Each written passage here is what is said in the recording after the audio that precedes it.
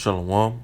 First and foremost, I want to give all praise to Yahweh, Ba'ashem, Yahweh Shai, Ba'ashem Rakakwadash. Double honors to the apostles and elders of Great Millstone who rule well. Peace and salutations to the elect scattered throughout the four corners of the earth. And in this video, I just wanted to do a quick hit on how the scriptures exhort us, us brothers in the faith, that labor and do the work and will of Yahweh Shemel Shai, all right, making our bodies a living sacrifice, day in and day out, week in and week out, so that our sacrifice can be accepted by Yahweh Shemel Shai, and that we ought to stay steadfast in the faith, because we know that at the end of this thing, that Yahweh Shemel Shai is going to have a great reward waiting for us in the kingdom. All right. This is the book of Ecclesiasticus, also known as Sirach, in the Apocrypha, chapter 11, verse 20. It says, "Be steadfast in thy covenant, and be conversant therein, and wax old in thy work. All right, be steadfast in thy covenant. Because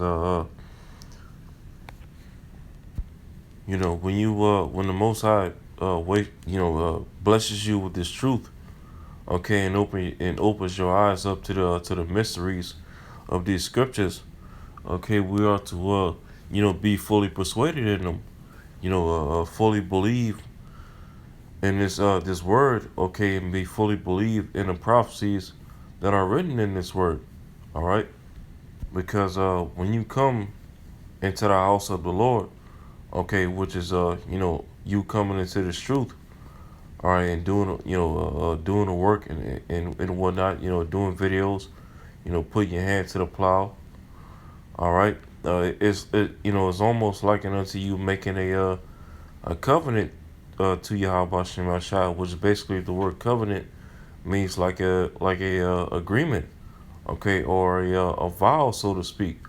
All right, and we know that according to the scriptures, according to the law, that when you vow a vow to the Most High, or in other words, another word for vow would be like a promise.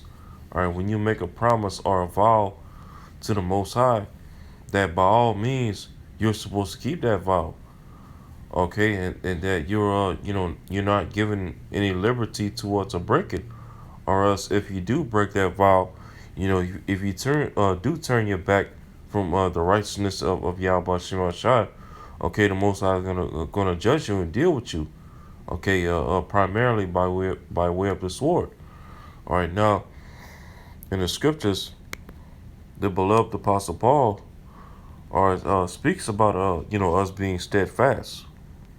All right, so I can spell it wrong. Spell it wrong, yeah. All right. So let's see what scripture we can pick out of these. All right, this is hold up. Let's see.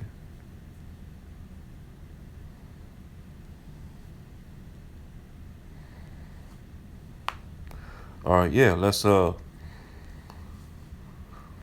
1 Corinthians 15 and 58. Therefore, my beloved brethren, and who is also known as beloved in the scriptures, King David, and under King David is the house of David, or tabernacle of David, all right, and that's who in these latter days the Most High is raising up, to overcome and receive the victory over this Edomite supremacy beast system, or the beloved house, the tabernacle of David, or the house of David, that's being raised up as in the days of old. All right, 1 Corinthians 15 and 58. Therefore, my beloved brethren, be ye steadfast, unmovable, all right, unmovable, always abounding in the work of the Lord, for as much as ye know that your labor is not in vain in the Lord. All right, so our labor is not in vain. All right, in the eyes of the Lord, which vain means like empty. Okay, because there's a major reward for this sacrifice that we're making. Okay, now when you go into this word steadfast, let's go into it real quick.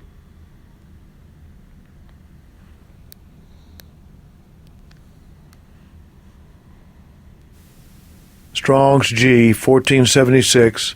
Hedraios. Hedraios. All right, in the biblical outline usage, it says sitting, uh, sedentary, if I'm pronouncing that right, sedentary, firm, unmovable, steadfast. All right, so yeah, so we're supposed to stand firm or hold firm to this truth. Okay, stand stiffly for the name of the Lord. All right, like it tells you in Second Ezra, the second chapter. Okay, because if we stand stiffly, all right, for this word and for the names of Yahweh Shem Shai, then we're gonna be written in the story, to receive those palms in our hands. Okay, in which palms, palm trees represent victory. So by standing stiffly in the name of the Lord, or standing firm for this truth, being steadfast, we're gonna receive. Okay, we're gonna be numbered. All right, in the story to receive the victory over this beast. All right, and his image and his mark. Okay, in his name. All right, like it tells you in Revelation the 15th chapter. So Sirach 11 and 20 again. Be steadfast in thy covenant and be conversant therein, and wax old in thy work. Yeah, because if the Most High wakes you up to this truth and brings you into the faith, okay, with that faith, also comes work to do. All right, because Noah, when you look at Noah, Noah had faith in the Most High's words. Okay, Noah believed the Most High when he said that, that when the Most High said that he would bring a flood upon the planet Earth, even though at that time, the rain wasn't something that rain did not come to the earth during that particular time. But nonetheless, Noah, when the Most High gave him word that he would flood the earth, okay, Noah, believed it, and he had faith. But nonetheless, well, despite the amount of faith that Noah had, okay, to preach that the Most High was going to flood the earth for 120 years, being mocked and scoffed at. Okay, and you best believe that the main people that were mocking and scoffing at him were the sons of God. Okay, the chosen people of that time before the flood. All right, what, the amount of faith that Noah had. Okay, he still had to get up and do the work. All right, he still had to preach, and of course he still had to get off his butt and build that ark. Okay, he held firm to the word of the Lord at that time. And then eventually, what happened? Okay, the Most High, everything that he preached and prophesied in the spirit of the Lord, about the flood and whatnot. The flood actually came to pass. Okay, and drowned all of those scoffers and scorners that opposed what he was doing. Okay, and ultimately, what Noah received the victory. Okay, he and his family, and it was his lineage that was forwarded on the planet Earth. Okay, when it was all said and done. All right, he was basically he and his family were basically the remnant of their time. All right, all right. So it says, Sirach 11 and 21. Marvel not at the works of sinners, but trust in the Lord, and abide in thy labor. All right, abide in thy labor. Always continually, watching and praying, and being occupied in prophecy. And keeping your hand to the plow. All right, and as well doing all while putting your 100% trust in the Lord. All right. It says, "For it is an easy thing in the sight of the Lord, on the sudden, to make a poor man rich."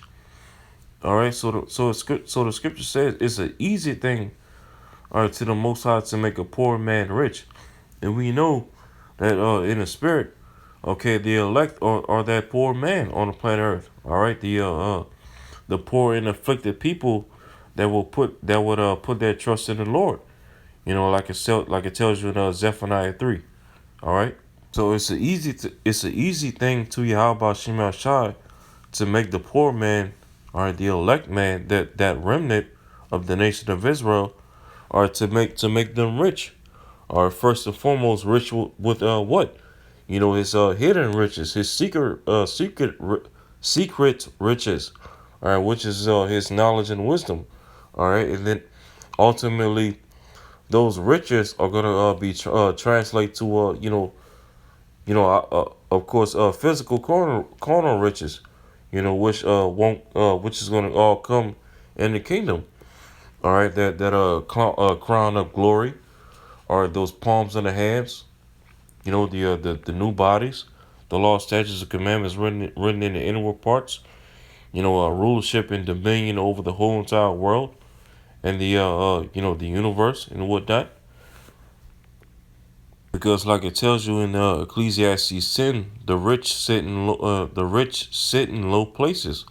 Okay, the rich being who? Namely, or it's talking about the nation of Israel as a whole, but it's more so talking about the elect, because the elect have the true riches of the Most High, of Yahweh Shema Shai, His knowledge and wisdom. But yet, we're sitting in a low place right now in society.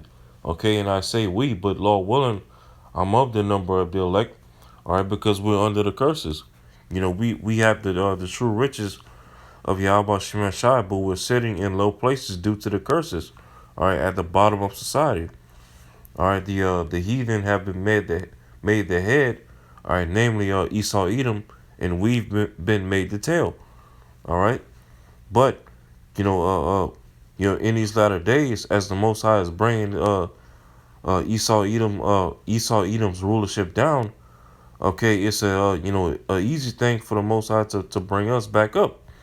You know, so it says, verse 22, Sirach 11 and 22, the blessing of the Lord is in the reward of the godly, and suddenly he maketh his blessing, flourish. 23, say not, what profit is there of my service, and what good things shall I have hereafter? So yeah, you brothers that's out laboring, okay, and making your body a living sacrifice, all right, for the word and for the gospel's sake. Okay, don't say in your mind, what profit is there of your service, of your sacrifice and your works, and what good things is the Most High gonna grant to you for your all your labors and all your blood, sweat, and tears. Don't say those things in your mind, okay? Because as I just read in First Corinthians 15, let's go back to it.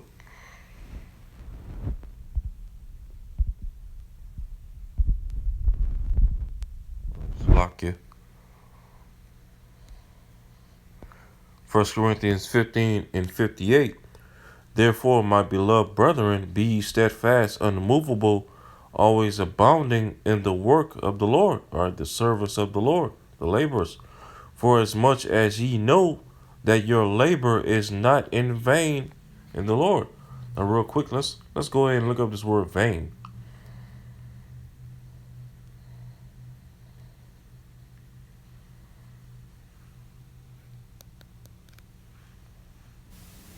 Strong's G 2756. Kenas. Kenas.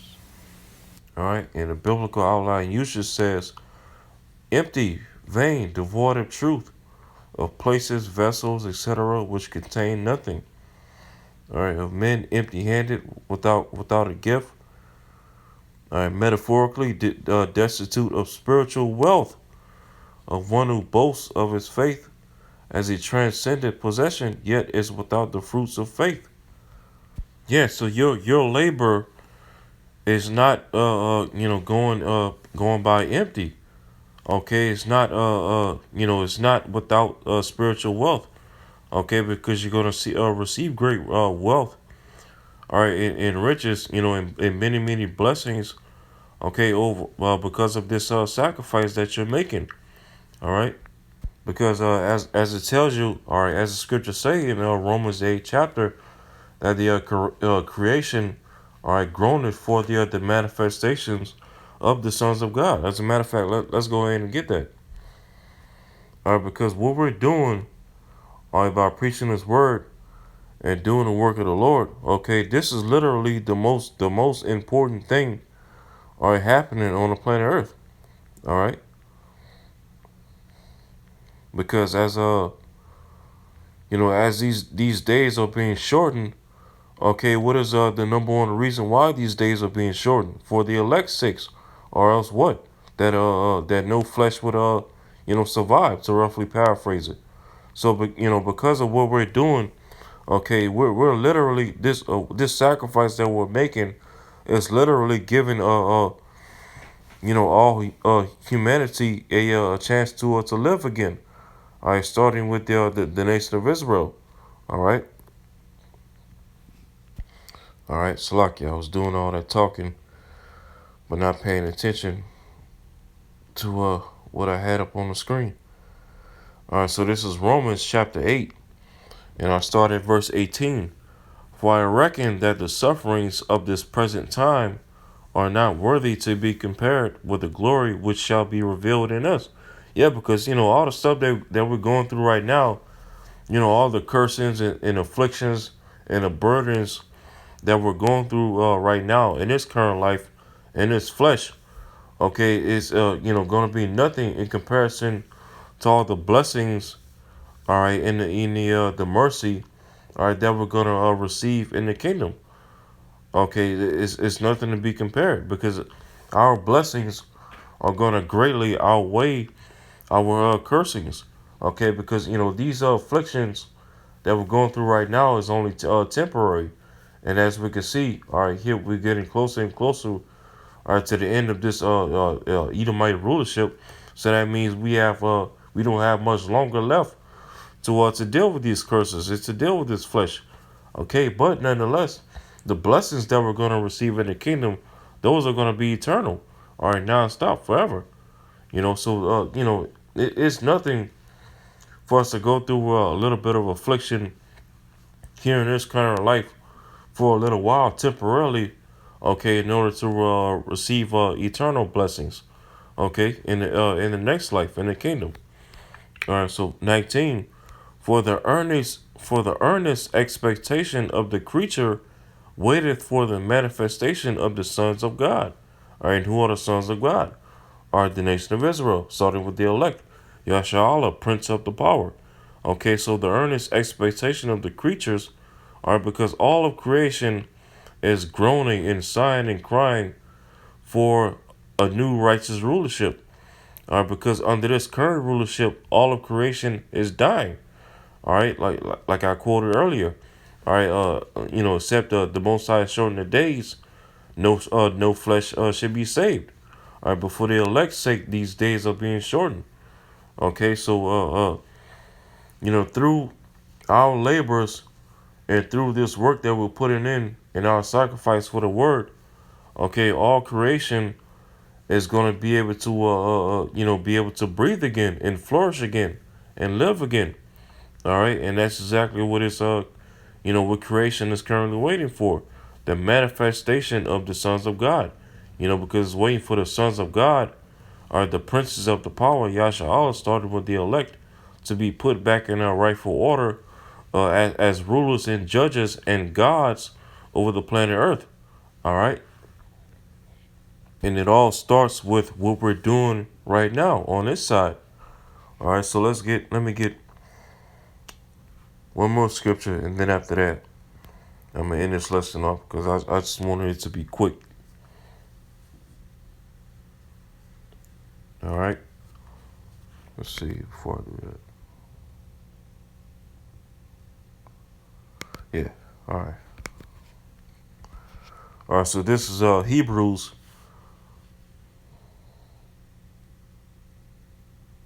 All right, Hebrews chapter 6, Verse 10. For the Most High is not unrighteous to forget your work and labor of love. Yeah, because this is a labor of love, to show our love and our faith to Yahweh Shem Shai. Because as Yahweh Shai said in John 14 and 15, if ye love me, keep my commandments.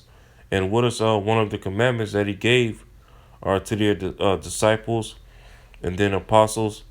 Okay, and then, all of us today, we come in that same stead. What was one of the commandments that he gave us? To go out and teach, feed the lambs, or do the work, and so on and so forth. All right, so this is a labor of love. All right, it says, I'll read it again, Hebrews 6 and 10. For the Most High is not unrighteous to forget your work and labor of love, which ye have shewed toward his name. See that? Shewed toward his name. You standing stiffly for the name of the Lord. All right. And that ye have ministered to the saints, who are the saints, Israelites. All right. And do minister. Yeah. So the Most High is not gonna forget our work and our labor in his truth. Okay. And our sacrifice to his word. All right. Because, the Most High is not unrighteous like that. He's bountiful in his mercy more than he is in his indignation and wrath. All right, but yeah, that's pretty much all I wanted to say. Stay steadfast in the truth. Continue trusting in the Lord. All right, and always abounding in the labor. Okay, because our reward is getting ready to come, and very soon, sooner than we think. All right, so with that, shalom.